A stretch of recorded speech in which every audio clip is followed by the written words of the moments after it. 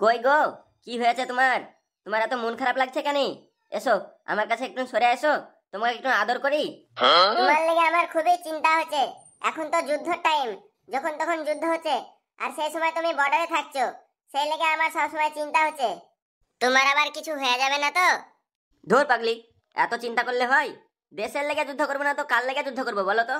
হ্যাঁ সেটা তো ঠিক, কিন্তু তাও তোমার লেগে আমার খুবই চিন্তা হয়। না না, এত চিন্তা করতে হবে না, আমার কিছু হবে না। এসো তুমি আমার কাছে একটু সরে এসো দেখি, তোমার একটু আদর করি। মেলাই দিন পরে তো বাড়ি এলাম।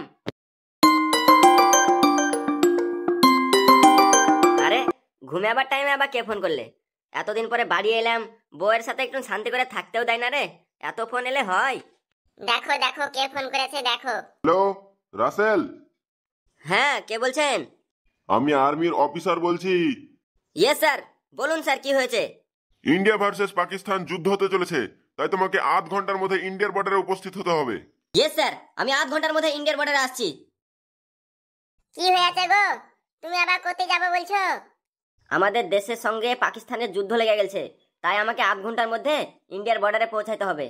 কি, আধ ঘন্টার মধ্যে ইন্ডিয়ার বর্ডারে পৌঁছাতে হবে? তুমি তো আজকেই বাড়ি এলে, আজকে আবার তোমাকে যেতে হবে? হ্যাঁ, আজকেই যেতে হবে, তাছাড়া তো কিছু করার নাই। আর দেশের জন্য যুদ্ধ করতে গেছি, এত আবার মন খারাপ করার কি আছে? এতে তো খুশি হওয়া উচিত। কিন্তু আমি তো তোমাকে ছেড়ে থাকতে পারছি না। তোমার যদি কিছু হয়ে যায়, সেই লেগে আমার সবসময় খুবই চিন্তা হচ্ছে। তুমি ছাড়া তো আমার কেউ নাই। ঠিক আছে, আর চিন্তা করতে হবে না তোমাকে। আমরা যদি বর্ডারে না থাকি তাহলে তোমরা কিভাবে শান্তিতে থাকতে পারবে? আমরা যদি বর্ডারে না যাই তাহলে তো আমাদের পুরো দেশটাই ধ্বংস হয়ে যাবে। সেই জন্য বর্ডারে যাচ্ছি, এতে দুঃখ করার কি আছে? সবসময় খুশি থাকো, সবসময় খুশি থাকো। আর দাও, আমার সব ব্যাগগুলো প্যাক করে দাও তো, অনেক লেট হয়ে যাবে না হলে।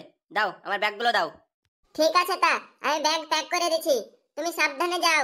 আর ওখানে গিয়ে তুমি সাবধানে থাকিও একটু। আরে ঠিক আছে ঠিক আছে। আমার বউটা তো আমার লেগে খুবই মন খারাপ করছে।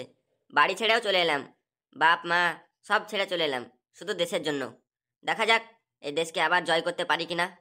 এই যুদ্ধতে আমরা জিতেই ছাড়বো। যাই হোক, বাড়ির কথা ভাবা যাবে না। আর আমার বউয়ের সামনেও আমি মন খারাপ করলাম না। আমি মন খারাপ করলে হয়তো ও বেশি ভেঙে পড়বে, তারপরে ও বেশি মন খারাপ করবে। তাই আমার বউয়ের সামনে আমি মন খারাপ করলাম না, কিন্তু মন তো খারাপ হয়। তো যাই হোক, তার ভাবা যাবে না। যাই, বর্ডারে যাই আমি। আমার স্বামীটাকে নিয়ে তো আমার খুবই চিন্তা হচ্ছে। ওর কিছু হবে না তো আবার? ও যাতে আবার সুস্থভাবে বাড়ি ফিরে আসতে পারে, এটাই কামনা করি। স্যার, আমি চলে এসেছি। বাহ, খুব ভালো খুব ভালো। তুমি যুদ্ধ করার জন্য পুরোপুরি প্রস্তুত হয়েছো তো? হ্যাঁ স্যার, আমি যুদ্ধ করার জন্য একদম প্রস্তুত। আজকে পাকিস্তান থেকে পুরো উড়িয়ে দেবো, একদম ম্যাপ থেকে গুটিয়ে দেবো স্যার। বাহ বাহ, ভেরি গুড ভেরি গুড। তোমার কনফিডেন্স অনেক বেশি।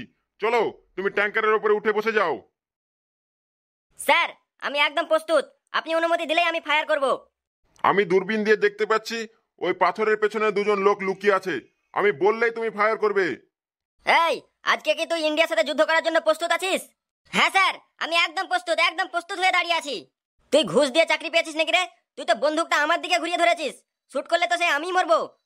ও স্যার, সরি সরি, বুঝতে পারিনি, সরি স্যার। স্যার, এবার আমি পুরোপুরি প্রস্তুত হয়ে গেছি ইন্ডিয়াকে ধ্বংস করার জন্য।